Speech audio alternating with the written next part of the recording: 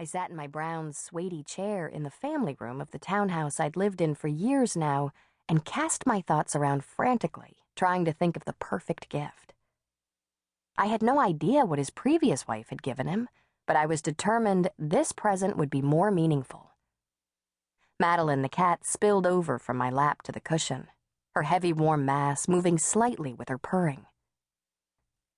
Madeline seemed to know when I began thinking she was more trouble than she was worth, and she would make some demonstration of an affection I was sure was false. Madeline had been Jane Engel's cat, and my spinster friend Jane had died and left me a fortune. So I suppose Madeline reminded me of good things, friendship and money. Thinking of Jane led me to think of the fact that I'd wrapped up the sale of her house, so now I had even more money. I began thinking of real estate in general, and suddenly, I knew what Martin wanted. Sophisticated corporation man Martin was from rural Ohio, oddly enough. The only obvious tie-in this had with his present life was that he now worked for Pan Am Agra, manufacturing farming products in conjunction with some of the more agricultural Latin American countries, principally Guatemala and Brazil. Martin's father had died early in Martin's life, and his mother had remarried. Martin and his sister Barbie had never gotten along with husband number 2, Joseph Flocken, particularly after the death of Martin's mother. Martin had told me bitterly that the farm was falling to ruin because the stepfather was too consumed with arthritis to work it, yet he wouldn't sell, to spite Martin and his sister. By golly, I'd buy the farm for him. The tricky part had been thinking of a good reason to be absent from town for a few days.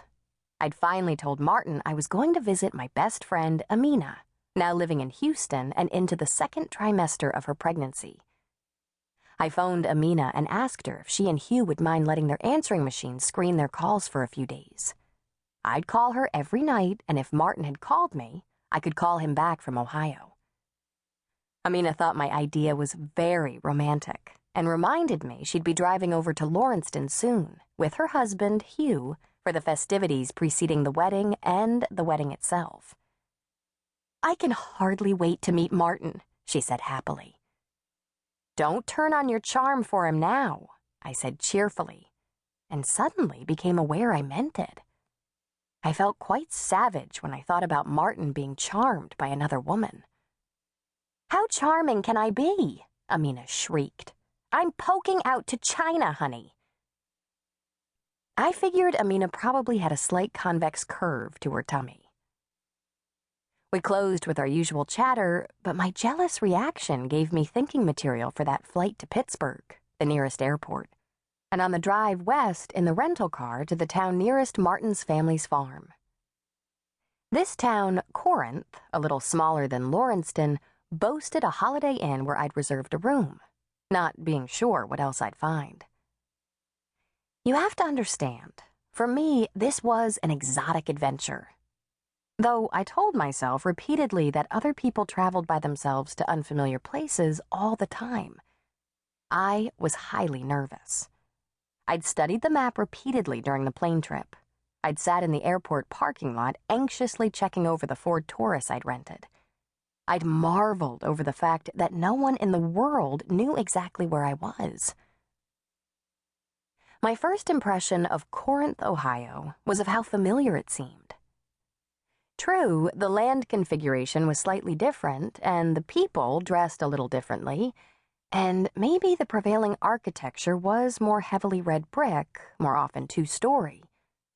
But this was a small farming center grouped around a downtown with inadequate parking space, and there were plenty of John Deere tractors in the big sales lot right outside town. I checked into the Holiday Inn and called a realtor. There were only 3 listed. Corinth was modest about its saleability. The company that advertised specializing in farms, agricultural acreage, was Bishop Realty. I hesitated, my hand actually on the receiver. I was about to do some lying, and I wasn't used to it. Bishop Realty.